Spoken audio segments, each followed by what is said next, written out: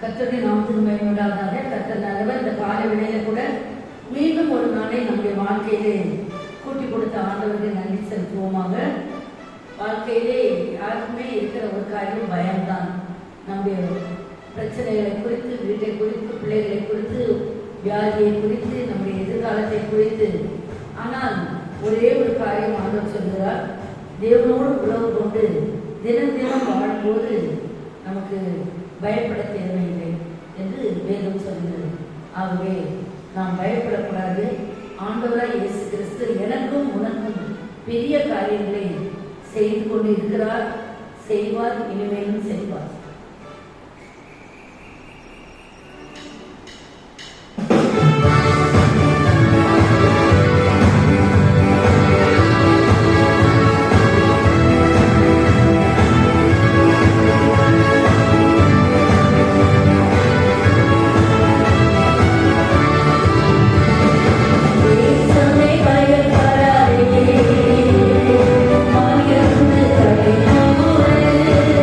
Thank you.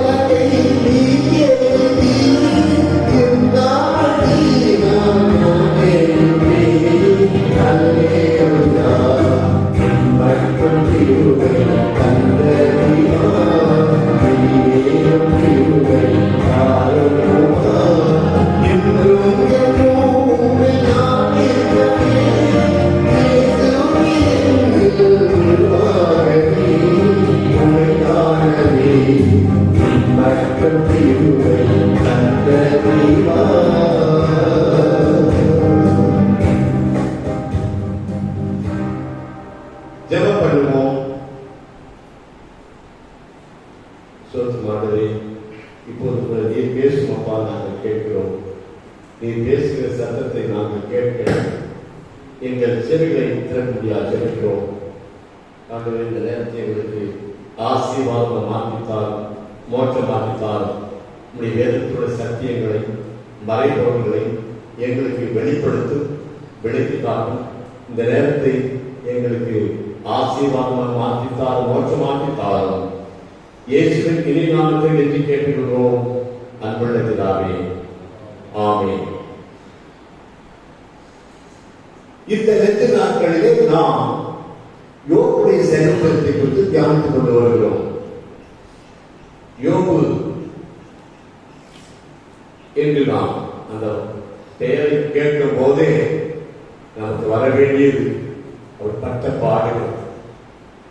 ஏனென்றால் அவரை போல இந்த உலகத்திலே பாடுபட்டவர்கள், கஷ்டப்பட்டவர்கள், சோதிக்கப்பட்ட உலகத்திலே ஒருவரும் இல்லை.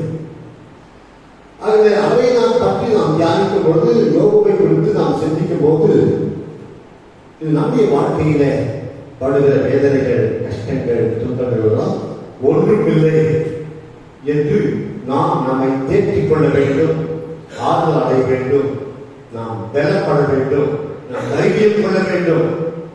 ஆகையால இந்த யோபுவின் புத்தகம் நமக்கு நல்ல ஒரு புத்தகம், நல்ல பாடமாக நம்ம நல்ல பாடங்களை கற்றுக் கொடுக்கிற ஒரு புத்தகம் யோபுடைய வாழ்க்கை. இன்றைக்கு யோபு 38ஆம் அதிகாரத்தை நாம் தியானிக்க போகிறோம். யோபு பல பாடுகள், உபத்திரவங்கள், துன்பங்களை அடைந்த போது அவனுடைய நண்பர்கள் அவனை ஆற்றுவது போல வந்தார்கள். அவனுக்கு ஆறுதலான வார்த்தைகளை சொல்வது போல வந்தார்கள். ஆனால் அவன் வாயை திறந்து சொன்னதெல்லாம் அது சாப வார்த்தைகள், யோபுக்கு விரோதமான வார்த்தைகள், தேவனுக்கு விரோதமான வார்த்தைகள். அப்படிப்பட்ட வார்த்தைகளை தான் சொல்லி யோபுவை வேதனைப்படுத்தினார்கள், புண்படுத்தினார்கள். யோபு எல்லாவற்றையும் பொறுமையோடு சகித்தார். யோபுடைய பொறுமையை கவனித்து பாருங்கள் என்று வேதம் நமக்கு யோபுவை ஒரு எடுத்துக்காட்டாக, ஒரு முன்மாதிரியாக தேவன் வைத்திருக்கிறார். யோபு ஒரு தேவனுடைய மனிதன், பரிசுத்தவான், அவன் சன்மார்க்கன், பொல்லாப்பு, தேவனுக்கு பயந்தவன், பொல்லாப்புக்கு விலகினவன் என்று தேவனை கொடுத்த நல்ல சாட்சி. நம்மை குறித்து கர்த்தர் அப்படி சொல்ல முடியுமா? கர்த்தர் நம்மை குறித்து அப்படி சொல்லுவாரா? அப்படி என்றால் யோபுடைய வாழ்க்கையை போல நாம் வாழ வேண்டும். அதைத்தான் தேவன் எதிர்பார்க்கிறார். அதற்காகத்தான் இந்த 2 நாட்களில் தேவன் நமக்கு இப்படிப்பட்ட ஒரு சத்தியங்களை நமக்கு போதித்துக் கொண்டு வருகிறார். யோபுவை போல நாம் வாழ முடியும். ஒருவேளை தேவனை போல நாம் வாழ முடியாதுதான். ஆனால் யோபுவை போல நாம் வாழ முடியுமே. சபலை போல, பவுலை போல நாம் வாழ முடியுமே. உலகத்திற்கு தேவனுடைய மனிதர்கள், அவருடைய வாழ்க்கைகள் நமக்கு ஒரு முன்மாதிரி. அவர்கள் அப்படி வாழ்ந்திருக்கிறார்கள். நான் ஏன் அப்படி வாழக்கூடாது? வேதத்தில் சொல்லப்பட்டிருக்கேன். ஏராளமான தேவனுடைய மனிதர்கள், பரிசுத்தவான்கள், விசுவாசிகள் எப்படியாக வாழ்ந்திருக்கிறார்கள். அவர்கள் அப்படி வாழ்ந்திருக்கும் போது நான் ஏன் அப்படி வாழக்கூடாது என்று நமக்கு ஒரு சவால். அதிலும் பழைய ஏற்பாட்டின் காலத்திலே அவ்வளவு சத்தியங்கள் கிடையாது, கொடுக்கப்படவில்லை, வெளிப்படுத்தப்படவில்லை. அந்த பழைய ஏற்பாட்டின் காலத்திலேயே அங்கே தேவனுடைய மனிதர்கள் அவ்வளவு பரிசுத்தமாகவும், அவ்வளவு தேவனுக்கு பிரியமாகவும், சாட்சியாகவும் வாழ்ந்திருக்கும் போது நாம் இந்த காலத்திலே கர்த்தர் நாம் எவ்வளவு சக்திகளை கொடுத்திருக்கிறார். வேதத்தில் கொடுத்திருக்க அந்த காலத்துல பைபிள் கிடையாது, சர்ச்சைகள் கிடையாது, பிரசங்கப்படக்கூடிய பிரசங்கிமார்கள் கிடையாது. இப்போது இருக்கிறது போல அங்கே இன்டர்நெட்ல கிடையாது, யூடியூப் இதெல்லாம் கிடையாது. அதெல்லாம் இல்லாத காலத்திலேயே அங்கே தேவனுடைய மனிதர்கள் பரிசுத்தமாக வாழ்ந்திருக்கிறார்கள். அவனுக்கு ஏற்பட்ட சோதனைகள் துன்பங்கள் எல்லாவற்றையும் எப்படியாக சகித்திருக்கிறார்கள், அதை ஜெயித்திருக்கிறார்கள் என்றெல்லாம் நாம் பார்க்கும்போது இந்த காலத்துல எவ்வளவு பிரசங்கங்களை நாம் கேட்கிறோம், எவ்வளவு சபைகள் இருக்கின்றன, எவ்வளவு அதை நம்ம கையில நம்ம சொந்த பாஷையில இப்ப கூட எத்தனையோ பேருக்கு அவர்கள் சொந்த பாஷையில் பைபிள் கிடையாது. ஒவ்வொன்றாக இன்னும் மொழிபெயர்த்துக் கொண்டேதான் இருக்கிறார்கள். நம்முடைய கையில நம்முடைய சொந்த பாஷையில தமிழில இங்கு வேதத்தை கர்த்தர் தந்திருக்கிறார். இதை வாசித்து இதை தியானம் பண்ணி இதுல இருக்கக்கூடிய ஆழ்ந்த ஆவிக்குரிய சத்தியங்களை நாம் பெற்றுக்கொண்டு அதை நம்முடைய வாழ்க்கையில வாழ்வதற்கு கர்த்தர் எவ்வளவோ வசதிகளை வைத்திருக்கிறார். இன்டர்நெட் மூலமாக, யூடியூப் மூலமாக எவ்வளோ ஏராளமான தேவனுடைய செய்திகள் கொடுக்கப்படுகின்றன. இவ்வளவு பிரசங்களை கேட்கும் நாம் இன்னும் மனம் மாறவில்லை என்றால் தேவனுக்கு நாம் எவ்வளவு கணக்கு கொடுக்க வேண்டியவர்களாக இருக்கிறோம். அது நம்முடைய வாழ்க்கையில நாம் நம்மை நாமே ஆராய்ந்து பார்க்க வேண்டும். இன்றைக்கு கொடுக்கும் தேவ செய்தியின் தலைப்பு என்னவென்றால், நம் தேவன் சர்வவல்லவர். நம் தேவன் சர்வவல்லவர். அதை நாம் புரிந்து கொண்டால் நாம் வாயை பொற்றிக் கொண்டு அமைதியாக இருப்போம், புலம்ப மாட்டோம், பதற மாட்டோம், அங்கே அவிசுவாசம் கொள்ள மாட்டோம், தேவனை எழுப்பி நிற்போம். தேவன் சொல்கிறார் ஒவ்வொரு பாடம். இதற்கு முன்பு யோபுவின் மனைவியே யோபுக்கு விரோதமாக பேசினார். இப்பொழுது கஷ்டத்தை அனுபவித்த பிறகு இன்னும் தேவன் என்று கர்த்தர் மேல் நம்பிக்கையாக இருக்கிறாயே, தேவனை தூஷித்து ஜீவனை விடு என்று யோபுக்கு விரோதமாகத்தான் பேசினார். யோபுக்கு ஆறுதல் சொல்லவில்லை, யோபுவை ஆற்றி தேற்றவில்லை. அவருடைய நண்பர்களாவது ஆதலான வார்த்தைகளை சொல்வார்களா என்று பார்த்தால் யோபுவின் 3 சகோதரர்களும் 3 நண்பர்களும் சிநேகிதர்களும் கூட ஆறுதலான வார்த்தையே சொல்லவில்லை. புலந்து கொண்டு வந்தார்கள், ஐயோ என்று கதறி கொண்டு வந்தார்கள். யோபுக்கு இப்படி ஆகிவிட்டதே என்று சொல்லி ஊரெல்லாம் பார்த்து அவருடைய நண்பர்கள் யோபு மேலே எவ்வளவு அன்பு வைத்திருக்கிறார்கள், எவ்வளவு பாசம், எவ்வளவு அக்கறை, எவ்வளவாக வேதனைப்படுகிறார்கள் என்று நினைக்கும் அளவுக்கு வெளியே காட்டினார்கள். ஆனால் யோபுக்கு வந்தபோது யோபுக்கு விரோதமான வார்த்தைகள் தான். அவர்கள் பேசின வார்த்தைகள் எல்லாம் யோபுடைய இதயத்தை குத்தக்கூடிய வார்த்தைகள், யோபுடைய வாழ்க்கை மனதில் புண்படக்கூடிய வார்த்தைகளை தான் அவர்கள் பேசினார்கள். ஆகினால இந்த நேரத்தில் அப்படிப்பட்ட யோபுவின் சிநேகிதர்கள் அப்படியெல்லாம் ஏதோ பேசினார்கள். மாறி மாறி மாறி யோபுக்கு விடாமல், யோபு பேச விடாமல் அதை மாறி மாறி மாறி அதை பேசிக்கொண்டே இருந்தார்கள். ஆனாலும் கூட யோபு எல்லாவற்றையும் பொறுமையோட கேட்டுக்கொண்டிருந்தார். சரி, எல்லாரும் பேசி ஓய்ந்தார்கள். கடைசியாக யோபுவும் பேச ஆரம்பித்தார். அவரும் அங்கே யோபு 26ஆம் அதிகாரத்திலிருந்து 31ஆம் அதிகாரம் வரைக்கும் பேசிக்கொண்டே இருக்கிறார். யோபு அநேக வார்த்தைகளை, தேவைய வார்த்தைகளை, தன்னுடைய விசுவாச அறிக்கையை விசுவாச அறிக்கை செய்தார். கர்த்தர் மேல் அவர் எப்படிப்பட்ட நம்பிக்கை வைத்திருக்கிறார், உறுதியாக இருப்பது, விசுவாசத்தில் உறுதியாக இருப்பது, கர்த்தர் எப்படிப்பட்டவர் என்பதை தன் வாயினாலே அறிக்கை பண்ணுகிறார். நான் தேவனை குறித்து சாட்சி சொன்னார். தன் அனுபவ சாட்சியை யோபு பகிர்ந்து கொண்டார். அவரும் அங்கே பேசிக்கொண்டே இருந்தார். யோபு 26 அதிகாரத்தில் 31 அதிகாரம் வரைக்கும் யோபு பேசினார். நிறைய வார்த்தைகள் பேசினார். அவர் பேசும்போது எந்த ஒரு மனிதன் பேசுவதிலிருந்தே அவர் எப்படிப்பட்டவர் என்பதை அறிந்து கொள்ளலாம். அப்படிதான் சொன்னார். இருதயத்தின் நிறைவினால் வாய் பேசும் என்று இயேசு சொன்னார். நாம் எப்படிப்பட்டவர்கள் என்பதை எப்படி அறிந்து கொள்ளலாம் என்றால், நாம் பேசுகிற ஒவ்வொரு வார்த்தையிலிருந்தும் அறிந்து கொள்ளலாம். அதைத்தான் இயேசு சொன்னார்.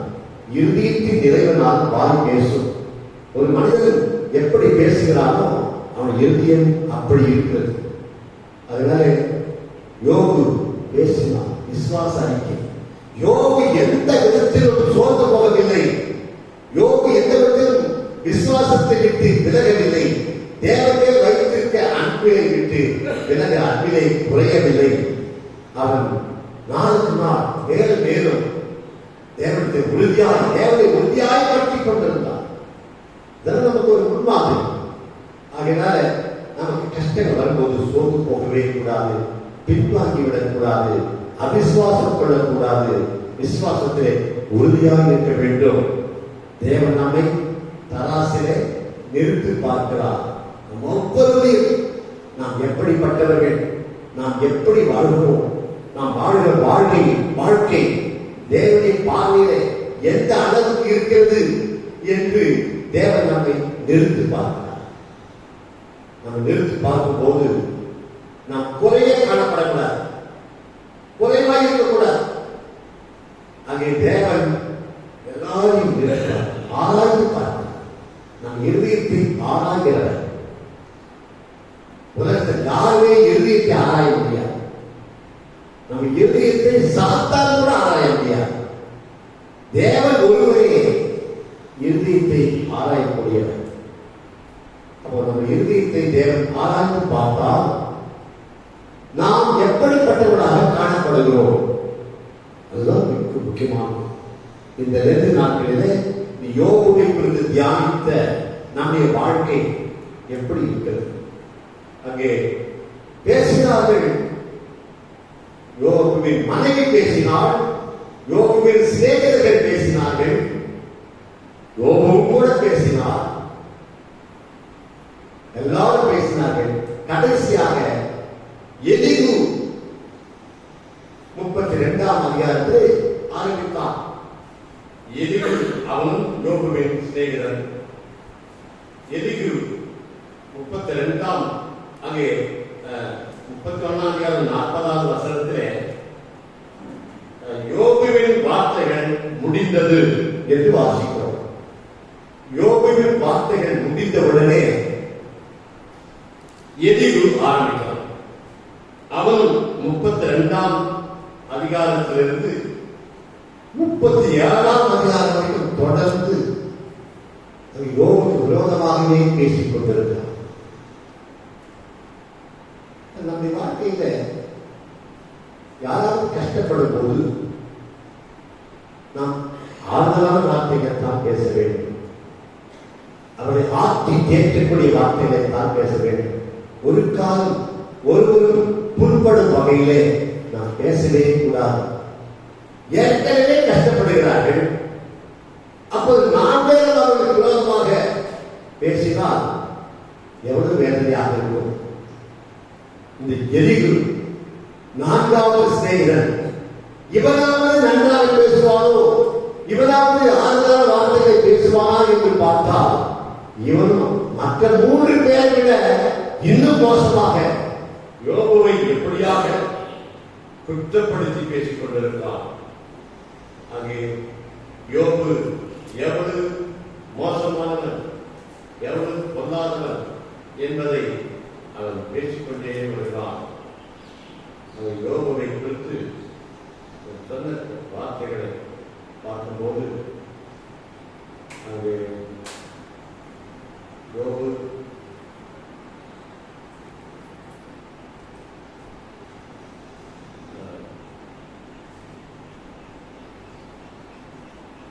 இருபத்தி 5வது வசனத்தில் 33ஆம் அதிகாரம் 25ஆம் வசனத்தை வாசிங்கள்.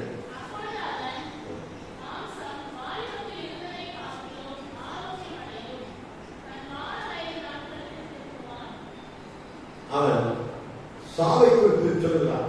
சீக்கிரம் வாழ மாட்டாய், சீக்கிரம் மறைத்து விடுவாய், உன் பாவத்தினால் தான் விடலாம். அங்கே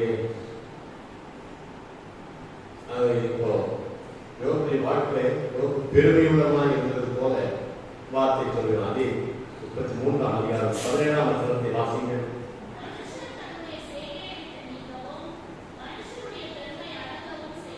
அங்கே ஒரு பெருமை என்று சொல்கிறான், அதை அடக்க முடியாத ஆண்டவருக்கு செய்கிறார் என்று சொல்கிறான். யோபுவை குற்றப்படுத்துகிறான். 33 33 வாசிங்கள்.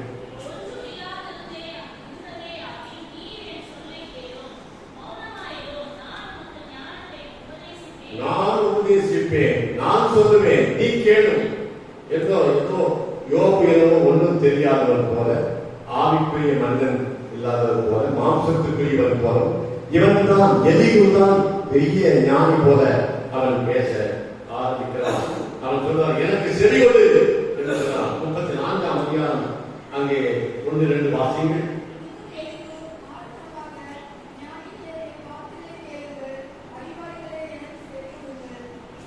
இப்படியாக அவன் யோபுவை குறித்து சொல்லிக் கொண்டே இன்னும் 34:6 வாசிங்கள்.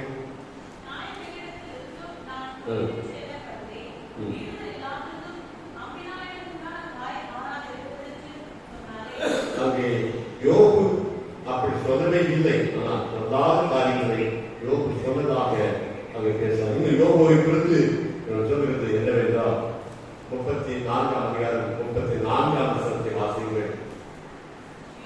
யோபு அறிவில்லாமல் பேசினார். ஞானமே கிடையாது யோபுக்கு, ஞானமே இல்லை, அவருக்கு அறிவு இல்லை. பேசின வார்த்தைகளா அறிவில்லாமல் பேசினார் என்று அவன் சொல்லுகிறான். இன்னும் அவர் 35ஆம் அதிகாரம் 2ஆம் வசனத்தை வாசிங்கள்.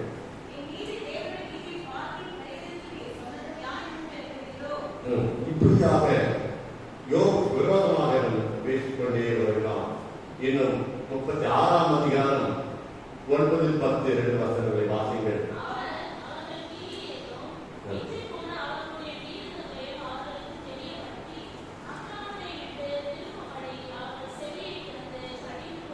கர்த்தர் உன்னை கடிந்து கொள்கிறார், உன்னுடைய தப்பிற்கு அக்கிரமத்தின் நிமித்தமாக கர்த்தர் உன்னை கடிந்து கொள்கிறார் என்றெல்லாம் பேசிக்கொண்டே வருகிறான். இன்னும் அங்கே 37ஆம் அதிகாரம் 14ஆம் வசனத்தை வாசிங்கள். யோபே, இதற்கு செவியுடன் தரித்து நின்று தேவனுடைய ஆச்சரியமான கிரிகளை தியானித்து பாரும் என்று சொல்கிறான். ஆகவே இன்னும் 37ஆம் அதிகாரம் 24ஆம் வசனத்தை வாசிங்கள். ஆகையால்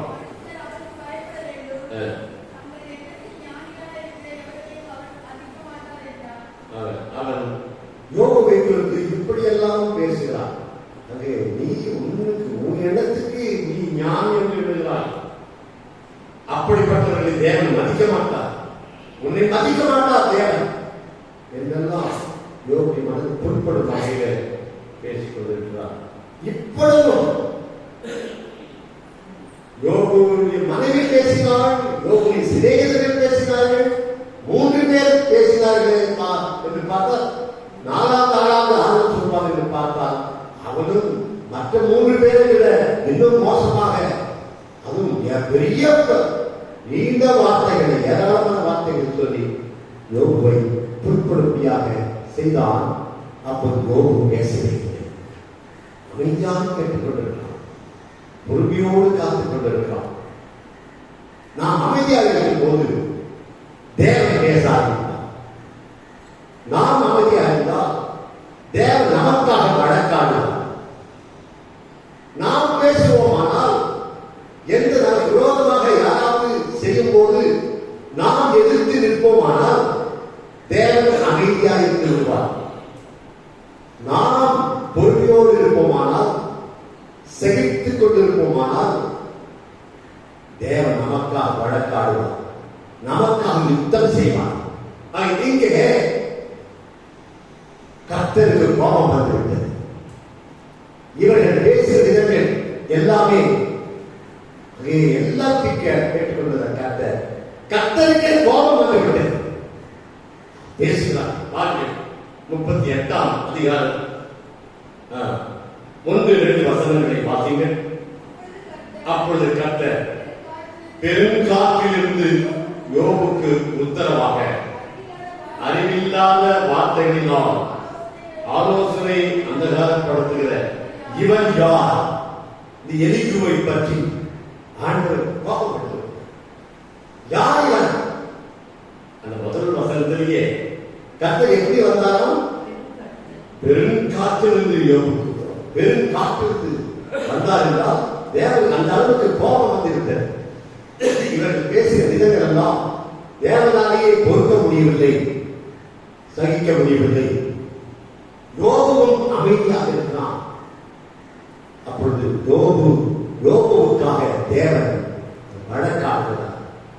யோபுவை அங்கே மனைவி ஆறுதல் படுத்தவில்லை, சிநேகிதர்கள் ஆறுதல் படுத்தவில்லை, 3 சமன் ஆறுதல் படுத்தவில்லை. 4வது ஆளாவது ஆறுதல் படுத்துவானா, ஆற்று தேற்றுவானா என்பார். அவனும் ஆற்ற தேற்றவில்லை. ஆனால் இப்பொழுது தேவன் எழுப்பி அங்கே யோபுவை தேற்றுகிறார், யோபுவை ஆற்றுகிறார், ஆறுதலான வார்த்தையை தருகிறார். 3ஆம் வசனத்தை வாசிங்க. இப்போதும் புருஷனை போல் இதை கட்டிக்கொள், நான் உன்னை கேட்பேன், நீ எனக்கு உத்தரவு சொல்லு. அங்கே கர்த்தர் யோபுவை பார்த்து என்ன சொல்கிறார்? புருஷனை போல் இதை கட்டிக்கொள். என்ன என்றால், சோர்ந்து போகாதே, தைரியமாக. இவ்வளவு பேர் உனக்கு விரோதமாக பேசினார்கள், உனக்கு விரோதமான வார்த்தையை பேசி உன்னை வேதனைப்படுத்தினார்கள். அதையெல்லாம் நான் கண்டுகொண்டே பார்த்துக் கொண்டுதான் இருக்கிறேன். இப்போது நான் பேச ஆரம்பிக்கிறேன். யோபு அமைதியாக இருக்கும் போது தேவன் பேச ஆரம்பிக்கிறார், நமக்காக வழக்காடுகிறார். அதனால் தேவனின் பிள்ளைகளை அப்படியே விட்டுவிட மாட்டார். நமக்காக தேவன் யுத்தம் பண்ணுவார், நம்மை ஆர்வப்படுத்துவார், நம்மை தைரியப்படுத்துவார். தேவனுடைய வார்த்தைகள் நம்மை ஆக்கி தேர்க்கக்கூடியவைகள், நமக்கு ஆதரவு பொறுமை கொடுக்கக்கூடியது. ஆகினால் நம்முடைய வாழ்க்கையில ஒவ்வொரு நாளும் தேவனுடைய தேவனுடைய வசனங்களை எடுத்து வாசிக்கும் போது அங்கே ஒவ்வொரு நாளும் தேவனுடைய வார்த்தைகள் நம்மை ஆக்கி தேர்க்கின்றன. ஆகவே நாம் ஒவ்வொரு நாள் வேதத்தை தியானிக்க வேண்டும். அந்த தேவனுடைய வார்த்தைகளை நாம் தியானிக்கும் போது தேவனுடைய வசனங்கள் நமக்கு ஆறுதலை கொடுக்கின்றன, நம்மை தைரியப்படுத்துகின்றன, நம்மை பலப்படுத்துகின்றன. ஆகினாலே இந்த வேதம் நமக்கு ஆகாரத்தை சாப்பிடும் போது நமக்கு பலன் கிடைக்கிறது. எந்த ஒரு ஆகாரத்தையும் நாம் சாப்பிடும் போது அது நமக்கு ஜீரணமாக நம் உடலுக்கு பலனை கொடுக்கிறது. அதுபோல இந்த தேவனுடைய வார்த்தைகள் நமக்கு பலனை கொடுக்கிறது. அதுக்காகத்தான் தேவனுடைய வார்த்தை நாம் கேட்க வந்திருக்கிறோம். அதனால்தான் தேவனுடைய வாசனத்தை தியானிக்க வேண்டும் என்று நாம் சொல்லுகிறோம். ஆண்டவர் என்ன சொல்லுகிறார்? யோபுவுக்கு அவருடைய படைப்பு சர்வ வல்லவர் தேவன், எப்படிப்பட்ட சர்வ வல்ல தேவன் என்பதை ஒவ்வொன்றாக வரிசையாக சொல்லிக்கொண்டே வருகிறார். பூமியை உண்டாக்கின நான், ஆகிய பூமியில் வான வானத்தை படைத்தவன் நான், கடலை உண்டாக்கினவன் நான். அங்கே சமுத்திரம், மேகம், அப்படியாக அநேக காரியங்களை அங்கே சொல்லிக்கொண்டே வருகிறார். அங்கே வெளிச்சத்தை நான் உண்டாக்கிறேன், இருளையை நான் உண்டாக்கிறேன். அங்கு பலவிதமான காரியங்கள், இடி முழக்கங்கள், எல்லாத்தையும் நான், எல்லாம் என்னுடைய கருத்தில் இருக்கிறது. எல்லாத்தையும் படைத்தவன் நான், எல்லாத்தையும் படைத்து எல்லாரையும் நான் ஆண்டு கொண்டு வருகிறேன், போஷிக்கிறேன், எல்லாரையும் நான் போஷிக்கிறேன். அப்படி விட்டுவிடவில்லை. ஆண்டவர் சொல்லுகிறார், இவைகள் மூலமாக கர்த்தர் என்ன சொல்லுகிறார்? உனக்கு நேரிட்ட துன்பங்கள்,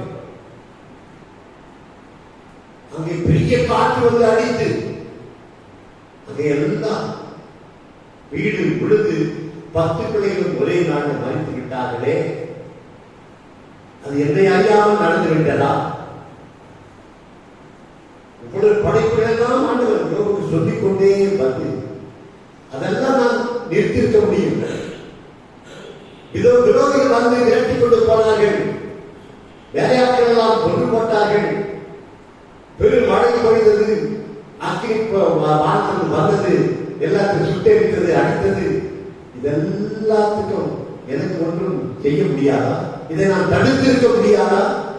இது எல்லாத்தையும் நான் தடுத்திருக்க முடியும். ஆனாலும் கூட உன் வாழ்க்கையிலே உன்னை பலப்படுத்த முடியாக, உன்னை உறுதியாக இருக்க முடியாக, உன்னை பரிசுத்தமாக்க முடியாக இதை எல்லாத்தையும் நான் அனுபவித்திருக்கேன். உன்னுடைய வாழ்க்கையை பாடம் கற்பிக்க முடியாக இவை எல்லாத்தையும் அனுமதித்திருக்கிறேன். உன்னுடைய வாழ்க்கையிலே எல்லாத்தையும் தன்னை தாழ்த்திக் கொள்ள முடியாக, தாழ்மையை உனக்கு கற்றுக் கொடுக்க முடியாக நான் எல்லாவற்றையும் நான் உனக்கு தந்தேன். இப்படிப்பட்ட உபத்திரவங்கள், துன்பங்கள், பாடுகள் எதுவுமே நமக்கு வரவில்லை என்றால் நமக்குள்ளே பெருமை வந்துவிடும். இப்படிப்பட்ட கஷ்டங்கள், பாடுகள், உபத்திரவங்கள் வரும்போதுதான் நாம் பொறுமையை கற்றுக்கொள்ள முடியும், தாழ்மையை கற்றுக்கொள்ள முடியும். ஏன் அப்படி சகித்தார்? ஏன் எவ்வளவு பாடுகள், எவ்வளவு உபத்திரவங்கள், எவ்வளவு வேதனைகள், இயேசு விரோதமாக சாத்தான் எப்படியாவது இயேசுவை கொன்றுவிட வேண்டும், இயேசு சிலுவைக்கு போய்விடக் கூடாது, அதற்கு முன்பே கொன்றுவிட வேண்டும் என்று இயேசு குழந்தையாக போதே கொலை செய்ய பார்த்தா, இன்னும் பல முறை கொலை செய்ய பார்த்தா, பல சந்தர்ப்பங்களில் இயேசு விரோதமாக பேசினார். எல்லாம் அதுக்குள்ள ஆண்டவர் ஜெயித்துக் கொண்டே ஒவ்வொன்றாக படிப்படியாக ஜெயித்துக் கொண்டு வந்தார். ஆண்டவர் தன்னுடைய வாழ்க்கையிலே பொறுமையோடு சகித்தார். எபிரேயர் 4ஆம் அதிகாரத்தில், எபிரேயர் 4ஆம் அதிகாரம் 15ஆம் வசனத்தை வாசிங்கள். நம்முடைய பலவீனத்தை குறித்து பரிதபிக்க கூடாத பிரதான ஆசாரியர் நமக்காமல் எல்லா விதத்திலும் நம்மை போல சோதிக்கப்பட்டு பாவம் இல்லாதவராய் இருக்கிற பிரதான ஆசாரியரே நமக்கு இருக்கிறார். அங்கே இந்த உலகத்தில் நமக்கு வரும் கஷ்டங்கள், பிரச்சனைகள், பாடுகள் எல்லாம் கர்த்தருக்கு இயேசுவுக்கு தெரியும். ஏனென்றால் அவரெல்லாம் அனுபவித்திருக்கிறார். எல்லா விதத்திலும் நம்மை போல் சோதிக்கப்பட்டார். ஆனால் பாவம் செய்யவில்லை, பாவம் இல்லாதவராக இருக்கிறார். அவர் எல்லா கஷ்டங்களையும் அனுபவித்தார். இயேசு கடைசியாக சிலுவையிலே எவ்வளவு பாவம். இயேசு நினைத்திருந்தால் சிலுவை அறிந்தவர்களை அப்படி சுட்டு பஸ்மமாக்கி இருக்க முடியும், சுட்டெடுத்து இருக்க முடியும். ஆனால் எல்லாத்தையும் சகித்தார். ஆண்டவருடைய வாழ்க்கையிலே, இயேசு வாழ்க்கையிலே பட்ட பாடுகள், கஷ்டங்கள், எந்த அளவுக்கு தன்னை தாழ்த்தினார். இயேசு இந்த உலகத்தில் மனிதனாக வந்ததே ஒரு தாழ்மை. அது மட்டுமல்ல, இந்த உலகத்தில் பல பாடுகளை எல்லாத்தையும் அப்படி பொறுமையோடு சகித்ததெல்லாம் தாழ்மை. கடைசியாக சிலுவையிலே அங்கே தன்னை அர்ப்பணித்ததெல்லாம் தாழ்மை. ஏன் தன்னை தாழ்த்தினார்? நம்மை உயர்த்த முடியாது, நம்மை ஆசீர்வதிக்க முடியாது. இந்த தாழ்மையை கர்த்தரிடத்திலிருந்து கற்றுக் கொடுக்கிறார். மத்தேயு சுவிசேஷம் 11ஆம் அதிகாரம் மத்தேயு 11:29 வாசிங்கள். மத்தேயு 11:29. நான் சாந்தமும் மனத்தாழ்மையுமாய் இருக்கிறேன். என் நுகத்தை உங்கள் மேல் ஏற்றுக்கொண்டு என்னிடத்தில் கற்றுக்கொள்ளுங்கள். அப்பொழுது உங்கள் ஆத்துமாக்களுக்கு இளைப்பாறுதல் கிடைக்கும். இளைப்பாறுதல் நம்முடைய வாழ்க்கையிலே இளைப்பாறுதல் வேண்டும் என்றால் இயேசுவிடத்திலே கற்றுக்கொள்ள வேண்டும். நம்முடைய வாழ்க்கையிலே நிம்மதி, சமாதானம், இளைப்பாறுதல் வேண்டும் என்றால் நம் இயேசுவிடத்திலே கற்றுக்கொள்ள வேண்டும். அவர் சொல்கிறார், நான் சாந்தமும் மனத்தாழ்மையுமாக இருக்கிறேன். என் நுகத்தை உங்களுடைய ஏற்றுக்கொண்டு என்னிடத்தில் கற்றுக்கொள்ளுங்கள். எதை கற்றுக்கொள்ள வேண்டும்? மனத்தாழ்மை. மனத்தாழ்மைனா எந்த அளவுக்கு இயேசு தன்னை தாழ்த்தி வாழ்ந்தார் கற்றுக்கொள்ளும் போது அங்கே இன்னும் அவர் நிறுத்துகிறார். அங்கே பிலிப்பியர்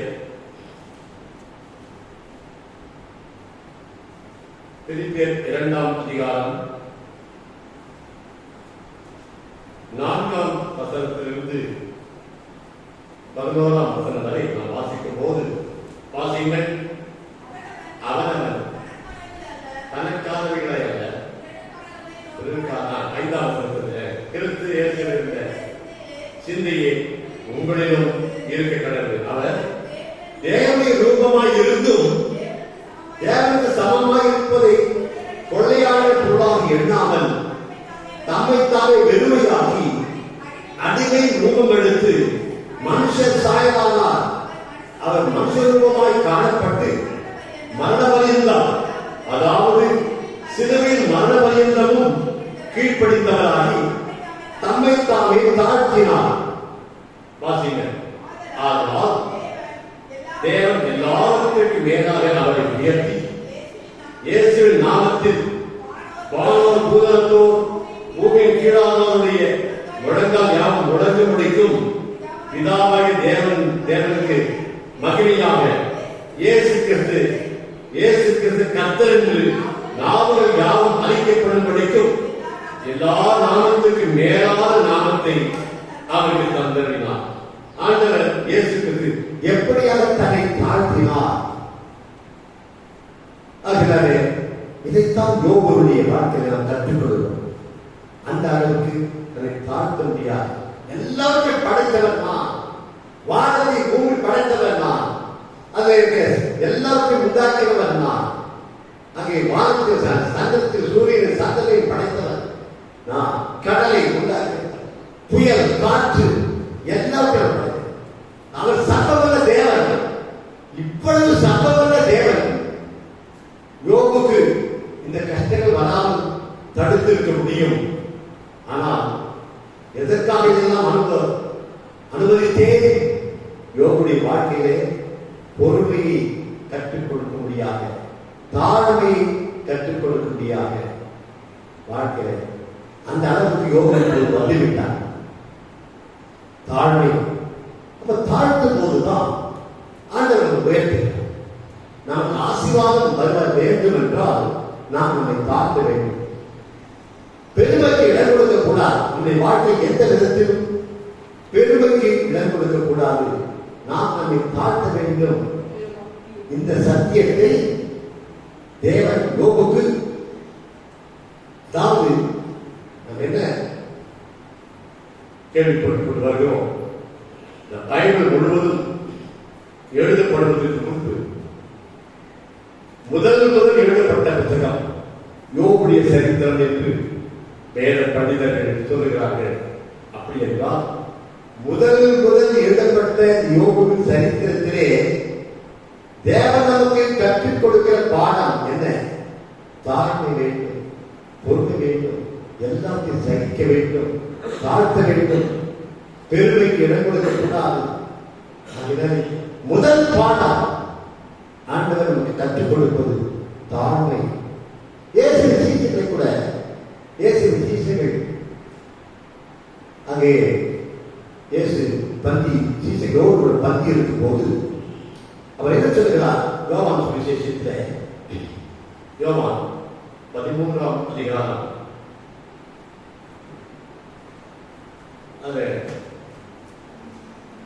இயேசு என்ன செய்கிறார்? இயேசுவின் சீசனை கால்களை கழுவ ஆரம்பிக்கிறார். 13ஆம் அதிகாரம் 5ஆம் வசனத்திலிருந்து வாசிங்கள். பின்பு பாத்திரத்தில் தண்ணீரை வார்த்து சீசருடைய கால்களை கழுவவும் தான் கட்டிக் கொண்டிருந்த சீலையினால் துடைக்கவும் தொடங்கினார். சீமோன் பேதுருவினிடத்தில் வந்தபோது அவன் அவரை நோக்கி, ஆண்டவரே, நீர் என் கால்களை கழுவலாமா? நான் சாதாரண மனிதன், நீர் எவ்வளவு பெரியவர், நீர் வந்து என் கால்களை கழுவலாமா? அவ்வளவு வல்ல தேவன், சர்வ வல்ல தேவன், எல்லாருக்கும் படைத்த தேவன், அவ்வளவு பெரிய தேவன் மனுஷனுடைய கால்களை கழுவப்பட போது கழுவினான். கழுவ போது பேரு சொன்னான், ஆண்டவரே, நீ என் கால்களை கழுவக்கூடாது என்று சொன்னான். அப்பொழுது ஆண்டவர் இயேசு என்ன சொன்னார்? 7ஆம் வசனத்தை வாசிங்கள். இயேசு அவனுக்கு பிரதியுத்தரமாக, நான் செய்வது என்னதென்று இப்போது நீ அறியாய், இனிமேல் அறிவாய். அங்கே 8ஆம் வசனத்தை வாசிங்கள். வேண்டாம், ஒரு கால் கால்களை கழுவக்கூடாது என்று சொன்னான். அப்ப இயேசு என்ன சொன்னார்?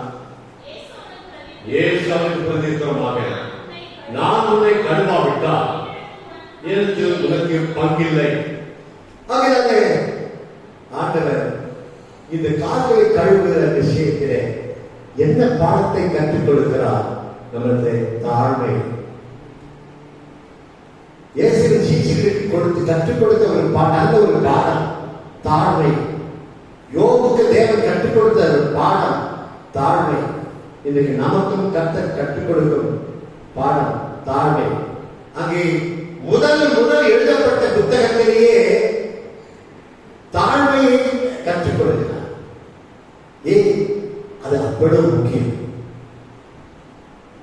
அதனால்தான் 1 பேதுரு 5ஆம் அதிகாரத்தில் 1 பேதுரு 5ஆம் அதிகாரம் 5ஆம் வசனத்தை வாசிங்கள். அந்தபடி இளைஞரே, மூப்பருக்கு கீழ்ப்படியுங்கள். நீங்கள் எல்லாரும் ஒருவருக்கு ஒருவர் கீழ்ப்படிந்து மனத்தாழ்மையை அணிந்து கொள்ளுங்கள். பெருமை உள்ளவருக்கு தேவன் எதிர்த்து நிற்கிறார், தாழ்மை உள்ளவருக்கோ கிருபை அளிக்கிறார். தேவன் நம்முடைய வாழ்க்கையை எதிர்பார்ப்பது, கொடுக்கிற கட்டளை இருந்தால் மனத்தாழ்மையை நாம் தரித்துக் கொள்ள வேண்டும். பெருமைக்கு இடம் கொடுக்க கூடாது, தாழ்த்த வேண்டும். தாழ்த்தும் போது கிருபை அளிக்கிறார் என்றெல்லாம் நாம் வாசிக்கிறோம். ஆகவே இதை முதல் எழுதப்பட்ட புத்தகத்திலே யோபு முழுவதையும் நாம் நம்முடைய வாழ்க்கையை தாழ்மையாக இருக்க வேண்டும் என்ற பாடத்தை கற்றுக் கொடுக்கிறார். அதனால தேவன் எவ்வளவு வல்லவர், சர்வ வல்லவர். அப்பேற்பட்ட தேவனே தன்னை தாழ்த்தி இருக்கும் போது நாம் ஏன் நம்மை தாழ்த்தக்கூடாது? கட்டளை முடிக்கத்தை நோக்கி ஜாமனும் தேவசாமி தாழ்த்தி நம்மை ஒப்பு கொடுத்து ஜெபி. உங்களில் யாராவது ஒருவர் நம்மை ஜெபத்தில் நடத்த முடியாது. ஜாமனும்